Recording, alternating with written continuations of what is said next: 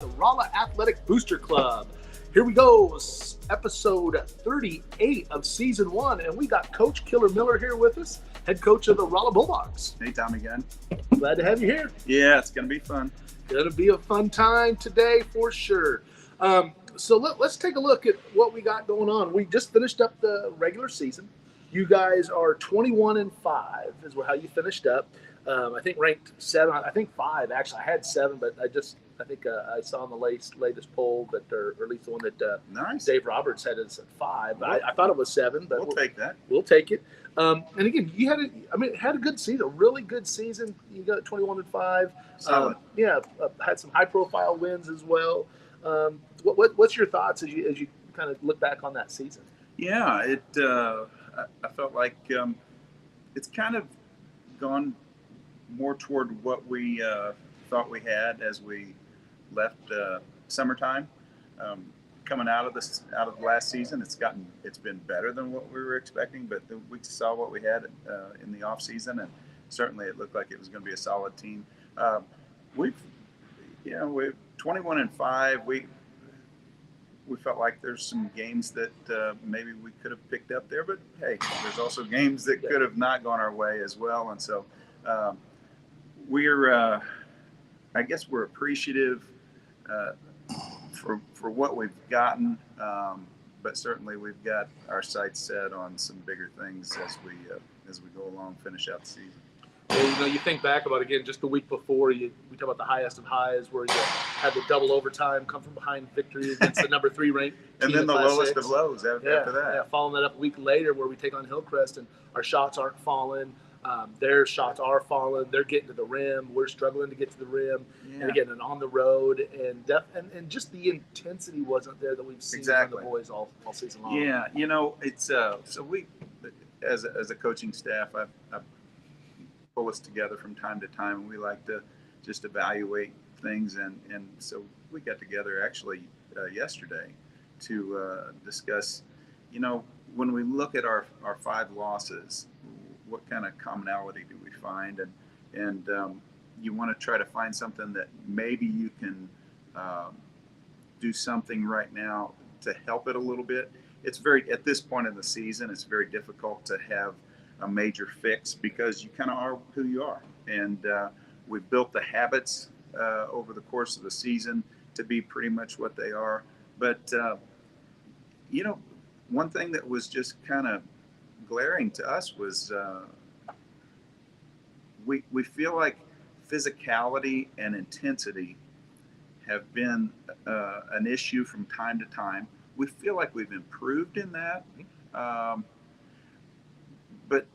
but we still have a way to go, and hopefully with postseason, that sometimes brings it on for you, and that's what we're hopeful with our guys. But the other thing is, in those 5 games, we were not hitting at all, and the other team was hitting, and so when you look at that and try to decipher, well, what is there something we can do? There are a lot of little things that contribute to that, but also I think it's a game. It's the game of basketball, and things don't always go your way. That's right. And so some nights when you're not hitting, it's. I had a good buddy, Ken Lanning, taught me how to play golf, and he used to tell me, sometimes the big boy takes your candy. You just have to take a drink of water and walk on down the road. And that was kind of what happened to us Friday night against Hillcrest. Yeah, that's a great analogy. It's you look at the things you can control and then where you can have influence, and then sometimes, and again, like you said, it's a game. That other team is competing as well, and sometimes they're just who they are. The best team doesn't always win, and certainly we have proven that to be true on a positive side. Sometimes. And I'm not saying anything about us being better than Hillcrest or anything like that. I don't mean to say that, but that is the game of basketball. The best team doesn't always win, and it's probably a good thing that it's that way. Yeah, that's what keeps it going and exciting. Yeah. So that kind of takes us into district action. We got, looking at the district play. I'm going to pop up the bracket here real quick. What we have is the number one seed goes to Parkview. And again, that caused a little bit of concern for some people. Again, you look at some of the media talking about, Parkview's record was, a little bit above 500, and we had such a real nice record. But again, they beat us head to head. Yeah. And then when you look at the district competition, because that's, again, a lot of people always, oh, it's Mission. No, it's the coaches vote on it, and you look at what your record is. What are the common opponents? What's your district standing? And Parkview, had one loss in the district, which was West Plains, who we handled. But then they also beat Hillcrest and West Plains, they lost West Plains, and then I think they beat us, and I think maybe they played Willard or Marshall. One of I think they had some other ones in there as well. But they, probably deservedly so, got the number one seed. Yeah, I think when we had our seeding meeting. It was pretty much unanimous. It was unanimous, including myself. For one thing, I didn't feel like we really had a lot to stand on.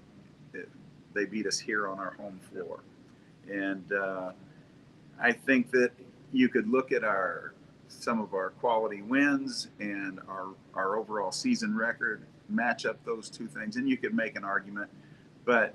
The bottom line is I'm not disappointed with being the 2 versus the 1. There's a lot of I've been in both before, and there's a lot of pressure that comes with being the 1. And so nothing wrong with flying in there as number 2 and seeing what we can get done. We definitely got our hands full first round. I mean, we get to play the home team. Yep. And I hope people don't take them for granted, thinking because they're the 7 seed, we're going to go in there. This is a team that's won a lot of games, and they've had a couple of real quality wins.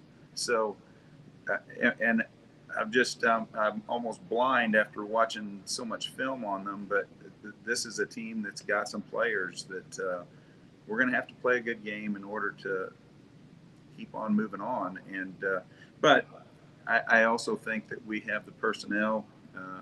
I think that our guys are focused in, and I think we can go get it done. Yeah, it's a great point. Again, it's so easy to overlook a team just because of seeding, but the reality is everybody's 0-0 right now. Yeah. And everyone's moving forward at Marshfield on their home court again, and they've had success there at home. They'll always have a good crowd, and they will have their boys and girls. Exactly. The girls are having a great year, and they're going to have a lot of support probably turn out for them. But it's all right. I always love it when you've got opportunities to grow as a competitor, as a person. And this is a chance for us to really be put to the test. And I think we're capable of stepping up to the challenge. And as we talked to Coach Parker about as well last week with their loss to Kickapoo, they ended the season on again, and with that they lost their opportunity to win the conference outright. But again, it was that lessons that you got from it, right? Competing and battling, coming back from a deficit, showing a lot of that things that you need heading into district. And I think that's kind of where you're at too. You're able to use the Hillcrest game as that lesson that says, hey, you can't overlook anybody. You think you're going to come in here and roll a team who doesn't have a great record, and we got to be ready to go. But as you said, it's also that it's one win or go home. And I think you got a bunch of kids that aren't ready to go home yet. So I think we do too, and we are still quite a blend of what you would call young. We've got some senior competitors that, they work hard and they want to win, and it's their senior year. We've got some juniors that are really have a monster role for us, and then we've got that mix of sophomores who are, we got one of the best players in the state as a sophomore, but then we've also got some younger guys that are starting to get their feet wet more. Guys that are excited and fiery and want to see this thing keep on going on, and there's a big incentive. There's a chance that we could be back here in our place if we keep things going, and if that's not enough incentive for them after they've gotten to see what it looks like playing in front of this Rolla crowd, then we're in trouble. But I think that they're all just as fired up about it as I am. Definitely. Coach Miller's alluding to that the winner of the district of this Class 6 district will host the quarterfinal game. Again, no sectionals because of when we expanded to 6 classes and brought in an even number of teams in the Class 5. The winner of the Class 6 district will host the Class 5 winner in the quarterfinal matchup, and then next year it'll flip the other direction. Yep. So we got the 1 seed versus the 8 seed, which is Parkview in McDonald County. They're going to be playing at 4 p.m. Then what we're going to have is that's Thursday. That's Thursday. Yep, in Marshfield, the 29th. And then the next game is going to be Willard versus West Plains, which is the 4 and the 5 seed. Should be a really good game. 5:30. That should be a real intriguing matchup right there. Mm-hmm. Again, Willard's had some success and competing against some teams. We've not played them. I've got quite a bit of film on them, and they've got some kids that that they can really shoot the ball. If they're hitting, that they're capable of beating anyone. And interesting that they put a kind of a beat down on Republic, I believe, the other day too. And Republic has been having some good success. Republic's a solid team, well coached, yeah. And then again, West Plains, we know that they've beaten Parkview before. They've competed. They had that whole lull when they started the season. Then they won like 7 out of 8 or 7 out of 9. Yeah. I think then when we faced them and kind of brought them back to reality. Yeah. Yeah, they're capable. There's I feel like the first 5 teams in our district are capable, and I bet if you asked the 6 and the 7 seed, they'd probably say maybe 7 teams are capable of coming out of there. But certainly, the top 3 or 4, maybe 5 are pretty solid teams. It's a good district. Yeah, really good district. And then so that Willard and West Plains will be at 5:30. The Bulldogs will take on Marshfield, host Marshfield Blue Jays at 7 p.m. So again, need a big crowd to get there early because they're going to have a lot of people there too. They're going to have it. So we got to get on the road, get down there and support them. And then the nightcap is the number 3 seed Hillcrest taking on Branson, and that's at 8:30. And again, we know what Hillcrest can do. They're a scrappy team. They're a physical team. Not a lot of size and height wise, but again, a physical, scrappy team and surprisingly athletic. They're very athletic. They've got some kids that can really guard, and obviously they scored a bunch of points on us. I mean, they can put it in the hole from time to time too. And so, I think that Branson Hillcrest game could be Branson is they don't have a lot of size, a lot of height, but they've got some kids that'll get up and down the floor, might be able to combat Hillcrest's athleticism a little bit. Might be a pretty solid game. All right, so again, we got the girls on Wednesday. So they're up in Union, and they have the 4 p.m. game. They're the number 1 seed. So make sure you head out tomorrow. Go Lady Bulldogs. Yes, let's see them move on, advance. Again, they're in Class 5, District 5, so they'll be traveling to whoever wins Class 6. And again, Class 6 bracket is out of Marshfield. So we'll have that on Wednesday. Then on Thursday, the boys will be in action. 7 p.m. game. There's a 4 p.m. game and a 5:30 p.m. game. So you want to make sure you get there early, get your seat, because again, a lot of those teams are going to stick around and watch it. And then again, Marshfield will have a big crowd. Coach, anything else before we wrap up? Yeah, sure. So how much fun was that having Hal Schmidt in and getting to present the basketball to your son? And I know you've got to be humble and all that sort of stuff, but let me just say I've had all 3 of your boys, and when we had Z, I didn't think it could be any better, because Z's just a high quality dude and he's so fun. And then get to have Trey, and then I'm just thinking, man, this is an 18-year-old guy that I'd love to hang out with. Just really an intelligent kid, a lot of fun, good basketball player. And now we bring, they probably, neither one of those 2 want to hear it, but we bring along the basketball player. And this kid is just, he will leave here as the best basketball player to come through Rolla High School, that's for certain. But I know that Hal, he expressed to me that he's just so proud of E-Train and how he handles himself, not just on the court. He's certainly very impressed with how he handles himself on the court, but He sees the kind of person he is too, and which, you know, if I'm in your shoes as a father, uh, certainly as a coach, uh, it's more important to me that he's that quality individual. Uh, that we want him to be a good basketball player, but man, when you've got he's such a good dude, it makes it easy for a lot of people to be cheering for him. And Hal is one of his biggest fans. How he's going to be knocking down more records, and you know what, Hal is he likes hearing that.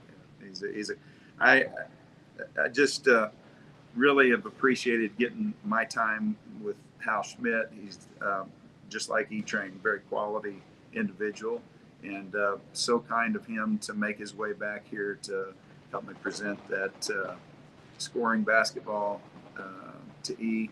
And you know, we're going to see him around here a lot more too. We stay in pretty regular contact. Matter of fact, I've got a text that I've got to get back with him on right now. So it was a special night. First of all, with Hal coming in, E-Train getting those awards, but then the game against Springfield Central. That was a game where we had no school that day, and then the weather was pretty sketchy, and our community turned out so huge. Just really appreciate the kind of basketball community that we've got, and so lots of fun in Bulldog basketball, lots going on, and now we just need to amp it up one more level and take care of business going forward. Definitely. Yeah, and Cabby said too that the Misha, the stream feed was just blowing up too, because there was, again, all the other area games were canceled, Springfield games were canceled. Right. We got it up here, and everybody was tuned in to watch that game. Well, it was a pretty exciting game. Yes, it was. It was.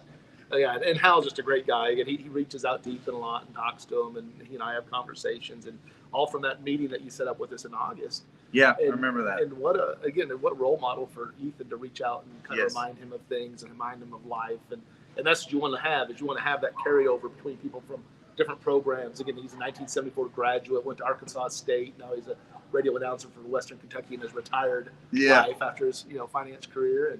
And he's an overachiever. If you met his wife, I mean, she's way better looking than what he deserves. She's such a nice person. Hal's watching too. Yeah, Hal's all right. Oh, no, I appreciate it. No, it was a lot of fun. Again, appreciate all the people that come back and the alumni and stuff that participate and cheer the squad on and everything from them. It's great. Yeah, well, we're gonna hopefully give them more opportunities to come around and cheer this team on a few more games. Yeah, definitely. All right, well, make sure we hit the road Wednesday up in Union. Watch the Lady Bulldogs. Thursday, Go Lady Dogs. Lady Dogs, 4 p.m. at Union High School. And on Thursday at 7 p.m., be there early, the Rolla Bulldogs take on host Marshfield in the first round of districts for the Bulldogs. Yep. All right, so for head coach Mark Thanks, Miller, Gunn. I'm Tom Brown, and tune in for the next episode of Inside the Huddle.